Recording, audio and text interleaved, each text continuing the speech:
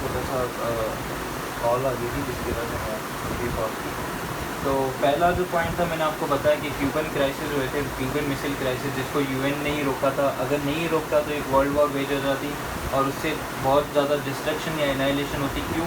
क्योंकि यूएसएसआर और यूएस जो थे वो उस वक्त के सुपर पावर थे और यही थे सोल सुपर पावर उस वक्त।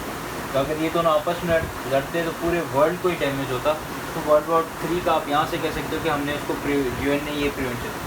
दूसरी एक और आप लोग यहाँ पे मिसाल कोट कर सकते हो, एक ट्रीटी थी जिसको हम कहते हैं सॉल्ट ट्रीटी। इस ट्रीटी का फुल फॉर्म ये है, strategic arm limitation treaty. S for strategic, A for arm, L for limitation, T for treaty. ये 2 दफ़ा ट्रीटी हुई थी, इसलिए मैंने यहाँ पे लिखा 1 and 2। अब इस ट्रीटी का मकसद ये था, और ये ट्रीटी किसने कराई थी? यूनाइटेड नेशंस ने कराई थी, ठीक है। इस ट्रीटी का मकसद ये था कि जो यूनाइटेड स्टेट्स हैं और जो सोवियत यूनियन यूएसएसआर, इन दोनों को यूनाइटेड नेशंस ने ये कहा कि भाई आपके पास जितने भी न्यूक्लियर वेपन्स हैं आप उन सबको डिस्पोज कर दो। जितने भी आपके न्यूक्लियर वेपन्स हैं आप दोनों यूएस भी यूएसएसआर भी इनको डिस्पोज ऑफ कर दो, ख़त्म कर दो। और ये जो ट्रीटी करवाई थी किसने कराई थी? यूनाइटेड नेशंस ने करवाई थी। इस ट्रीटी का नाम था सॉल्ट ट्रीटी 1 and 2। पहली भी हुई थी, दूसरी भी थी। इसका फुल फॉर्म है स्ट्रेटेजिक आर्म लिमिटेशन ट्रीटी, जो कि यूएस एंड यूएसएसआर के बीच में हुआ था। और उसमें यूनाइटेड नेशन ने उनको ये कहा था कि आप लोग जो अपने न्यूक्लियर वेपन है उनको ख़त्म कर दो। अब कुछ राइटर्स यहाँ पे कहते हैं, आप लोग लिख लीजिएगा बेशक, कि सम राइटर्स से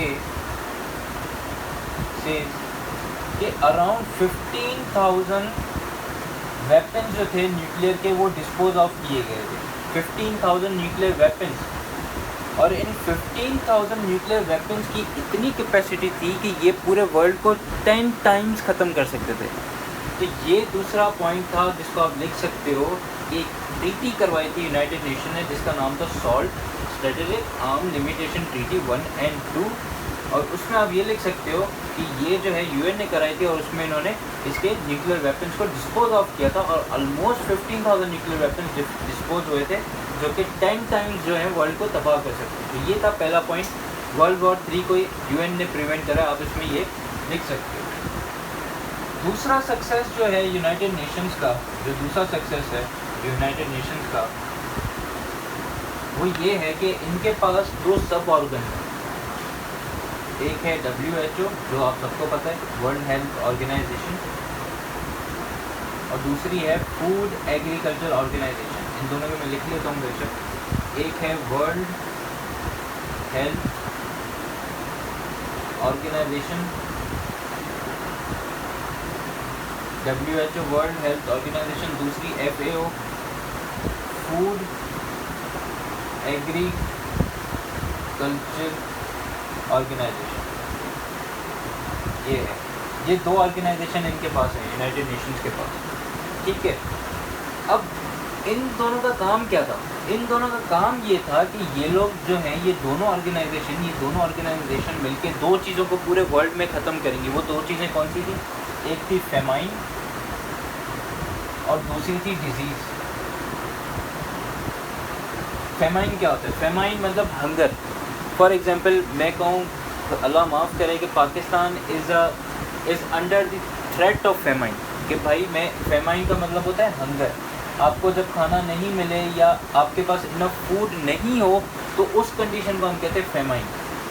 तो जैसे आप यूट्यूब यूज़ करते होगे या आप सोशल मीडिया यूज़ करते होगे तो अक्सर आप वहाँ पे ऐड देखते हो या क्या कि लोग जो वहाँ पे ऐड आते हैं कि अफ्रीकन कंट्रीज़ जो हैं या जो पुअर कंट्रीज़ हैं वहाँ पे जो है लोग मर रहे हैं, किस वजह से मर रहे हैं? भूख की वजह से मर रहे हैं। तो उसको हम लोग कहते हैं फेमाइन, कि जो भूख है या जो फूड इनसिक्योरिटी है उसको हम कहते हैं फेमाइन।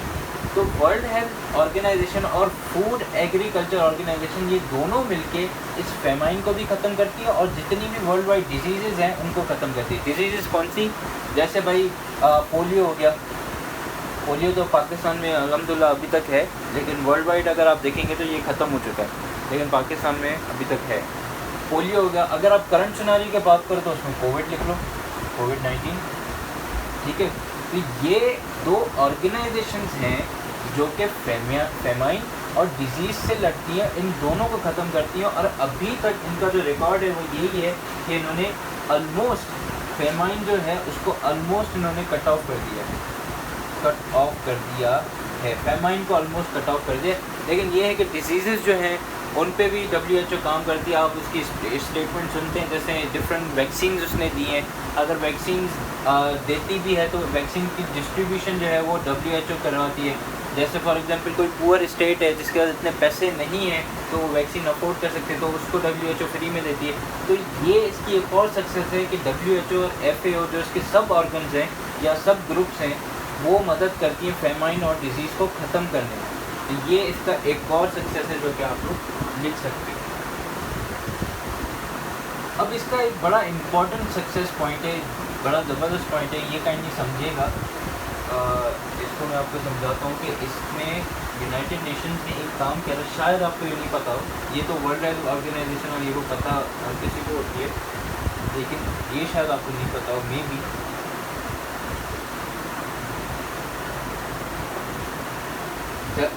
यूनाइटेड नेशंस ने एक प्रोग्राम कहें या फिर आप एक जिसको आप कहें कि उन्होंने इंडिविजुअल जो थे, कुछ आपने सुना होगा कि कुछ इंडिविजुअल्स होते हैं। फॉर एग्जांपल मैं एग्जांपल ऐसे दूँ इसकी कि भाई मैं अगर जो है कहीं जा रहा होता हूँ, फॉर एग्जांपल मैं कहीं जा रहा हूँ, ऑन वे हूँ, रास्ते में हूँ, मुझे कोई पुलिस वाला आके रोकता है। वो कहता है कि सर आपने सीट बेल्ट नहीं पहना या आपने मास्क नहीं पहना, आप काइंडली चालान पे करें या क्या। तो हमारे पास मोस्टली सिचुएशन क्या होती है, हम उसको थ्रेटन करते हैं। हम लोग कहते हैं भाई मैं जो हूँ इसका बेटा हूँ, मैं इसका बेटा हूँ, मैं ये हूँ, मैं वो हूँ, मेरे पास अथॉरिटी। हम झगड़े में पड़ जाते हैं। एक समझाने की बात करूँ इस पॉइंट को, तो ऐसे पूरे वर्ल्ड में ऐसे बहुत से लोग हैं जो अपने आप को अबव द लॉ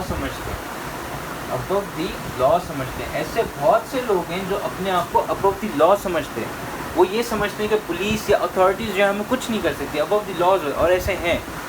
तो यूनाइटेड नेशन ने इस बात को प्रूव किया कि अबव द लॉ कोई भी बंदा या इंडिविजुअल अबव द लॉ नहीं है। उसको हम कहते हैं स्पेशल क्रिमिनल ट्रिब्यूनल। ये यूनाइटेड नेशन ने इस पॉइंट को प्रूव किया। कैसे प्रूव किया? रेफरेंस क्या है इसका? रेफरेंस देखिए, 2 स्टेट्स हैं, एक है सर्बिया और एक है लाइबेरिया। ये 2 स्टेट्स हैं जिनमें दो बंदों की मैं मिसाल दूंगा जो कि ये समझते थे कि वो लोग अबव लॉ है और उन्होंने बहुत ज़्यादा इलीगल एक्टिविटीज़ की हैं, लेकिन उनको अथॉरिटीज़ ने कभी डिटेन नहीं किया। यूनाइटेड नेशन ने इन दोनों मुल्कों से उन बंदों को उठा लिया और उनको डिटेन कर दिया, उनको प्रिजन में डाल दिया था। वो मैं बताता हूँ कैसे। पहले आप आते हैं सर्बिया पे। सर्बिया में एक डिक्टेटर था या एक बंदा था। डिक्टेटर वो होता है जिसकी हुकूमत होती है। जैसे फॉर एग्जांपल अगर मैं सिंपल वर्डों में कहूँ तो मैं इमरान खान को भी डिक्टेटर कह सकता हूँ। अगर मैं कहूँ, है तो नहीं, लेकिन मैं कह सकता हूँ कि उसकी हुकूमत है। डिक्टेटर वो होता है जिसको कोई फियर नहीं होती, उसकी किंगडमशिप होती है, उसकी हुकूमत होती है। तो सर्बिया में एक डिक्टेटर था, एक बंदा था जिसको हम लोग कहते हैं डिक्टेटर। एक बंदा था, उस बंदे का नाम था आपका सोलोबोडन उसका नाम था। सोलोबोडन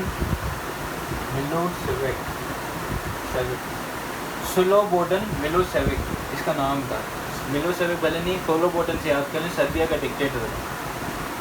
इस बंदे ने तकरीबन 10 लाख लोगों का कत्ल किया था, मतलब 10 लाख लोगों को मार दिया था, इसने कत्ल किया था। और उसको कोई फियर नहीं था कि मुझे अथॉरिटीज़ अंदर करेंगी या कुछ भी करेंगे। इस बंदे ने ये किया था। यूनाइटेड नेशन ने इस बंदे को अपने उठा लिया और उसको स्पेशल कोर्ट में लेके गई। स्पेशल कोर्ट में, और यूनाइटेड नेशन का एक स्पेशल कोर्ट है, वहाँ लेके गई और इसको वहाँ पे प्रोसिक्यूट किया। प्रोसिक्यूट माना इससे पूछताछ की कि भाई आपने क्यों किया, किस वजह से किया। प्रोसिक्यूट, ये वो बंदा है जो समझता था कि भाई मुझे कोई भी प्रोसिक्यूट नहीं कर सकता, मैं अबव लॉ हूँ। यूनाइटेड नेशन ने इसको उठा के स्पेशल कोर्ट में लेके गई और इसे प्रोसिक्यूट किया। लेकिन अनफॉर्चुनेटली ड्यूरिंग द प्रोसिक्यूशन इस बंदे को हार्ट अटैक हुआ था और ये वहीं पे ऑन स्पॉट जो है इसकी डेथ हो गई।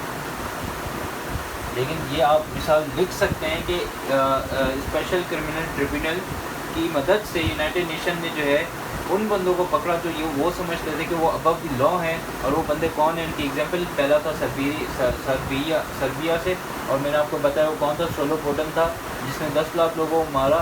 और यूनाइटेड नेशन उसको लेके आई अपने स्पेशल कोर्ट में, उसको प्रोसिक्यूट किया, लेकिन प्रोसिक्यूशन के दौरान उस बंदे को हार्ट अटैक आ गया और वो वहीं उसकी डेथ हो गई। दूसरा जो बंदा था वो था लाइबेरिया से, दूसरा जो बंदा था वो था लाइबेरिया से, लाइबेरिया, वो भी डिक्टेटर था, लाइबेरिया से था। उस बंदे का नाम था चार्ल्स टेलर। इस बंदे ने भी सेम यही किया कि इसने काफ़ी लोगों की, इसने मर्डर्स की, किलिंग की, इलिसिट कामों में था, हीनियस क्राइम में था। आप लोग ये लिख लीजिएगा।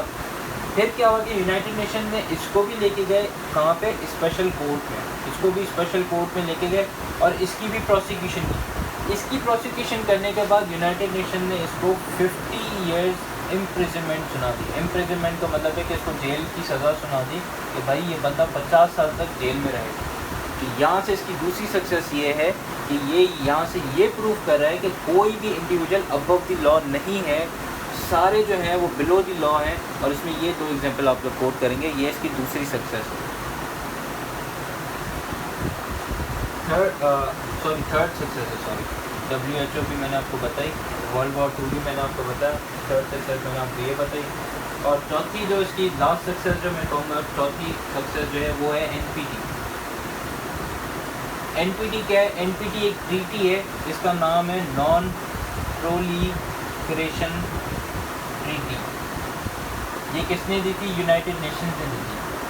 सिंपली इसका सिर्फ कॉन्सेप्ट समझें। इस ट्रीटी का मकसद ये था कि हमारे पास मुल्क में जितने भी ऑल ओवर वर्ल्ड है, हमारे पास जितने भी न्यूक्लियर वेपन्स हैं, इस ट्रीटी का मकसद एक था कि जितने भी न्यूक्लियर वेपन्स हैं ऑल ओवर द वर्ल्ड, हमें उन सबको ख़त्म करना है, मतलब डिस्पोज ऑफ करना है, ख़त्म करना है, ताकि पूरे वर्ल्ड में पीस एंड सिक्योरिटी है, पीस एंड सिक्योरिटी है पूरे वर्ल्ड में। और ये किसने दिया था? ये यूनाइटेड नेशन ने दिया था, जिसका नाम था नॉन प्रोलिफरेशन ट्रीटी, NPT, जिसका मकसद ये था कि जितने भी न्यूक्लियर वेपन्स हैं या न्यूक्लियर स्टेट हैं या वो स्टेट जो कि अभी न्यूक्लियर बनने वाले हैं, उन सब को रोके कि वो पीस एंड सिक्योरिटी को जो है वो कायम रखें और अपने न्यूक्लियर वेपन्स या न्यूक्लियर कैपेबिलिटीज़ को सप्रेस करें, ख़त्म करें।